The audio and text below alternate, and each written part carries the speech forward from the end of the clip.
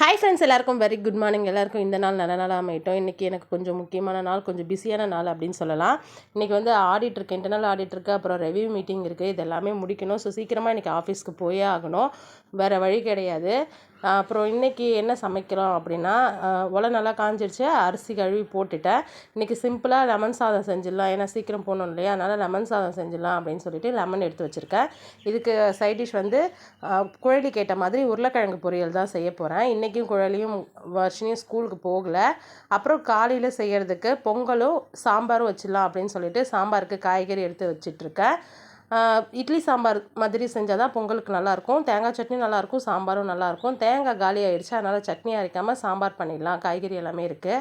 எல்லாமே கடகடன்னு கொஞ்சம் ரெடி பண்ணி வச்சுட்டு கொஞ்சம் சீக்கிரமாக போனால் எல்லாமே ப்ரிப்பேர் பண்ணுறதுக்கு நமக்கு ஈஸியாக இருக்கும். அவ்வளோதான் ஃப்ரெண்ட்ஸ், இன்றைக்கி வீடியோ பிடிச்சிருந்தால் லைக் பண்ணுங்கள், நம்ம சேனலை சப்ஸ்கிரைப் பண்ணுங்கள். லஞ்ச் பேக் பண்ணுற வீடியோ நெக்ஸ்ட் வீடியோவாக வரும்.